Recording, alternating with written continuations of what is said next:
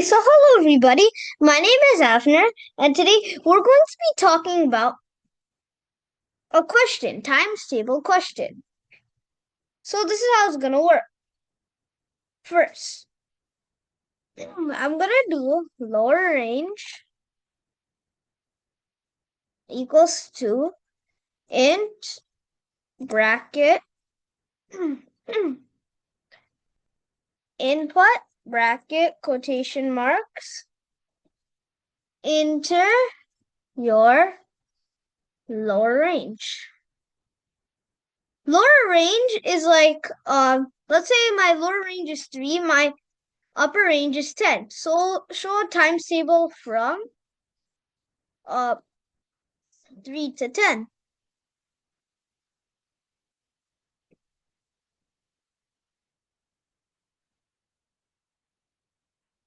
Okay, wait, yeah.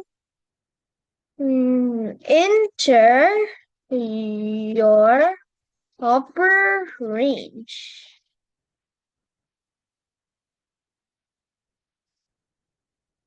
Okay, we have to make a for loop here for this.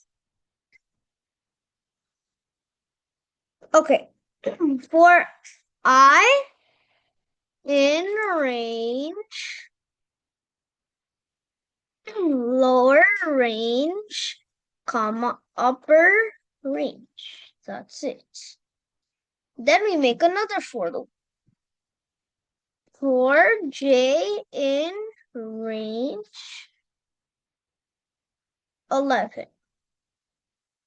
No, my bad. 1 to 11.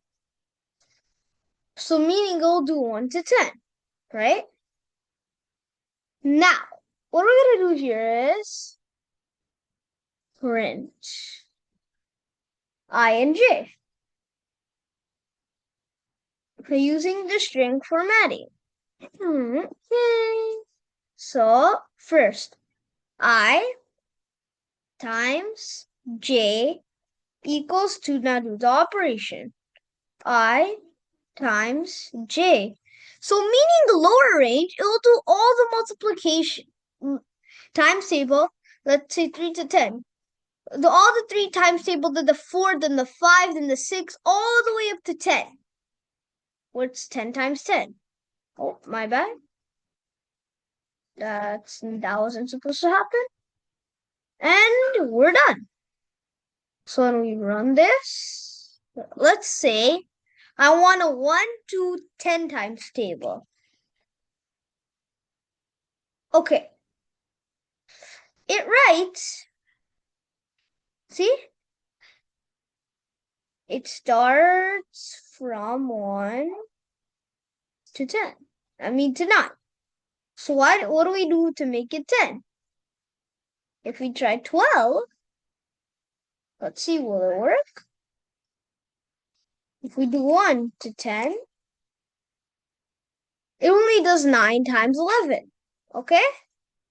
So then we have to count and count. So that would be about, if I do my calculations right, 1 to 10. It stops till 9.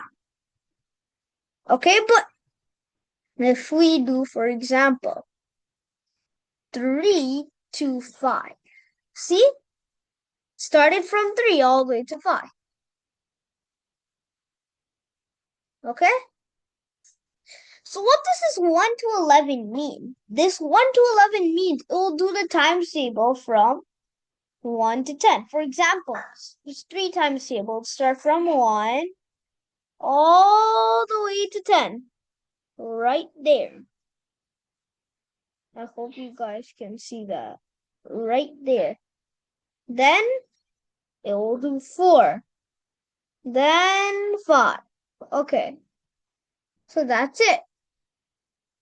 So thank everyone for listening about my video about this multiplication table. I hope you like it, and bye.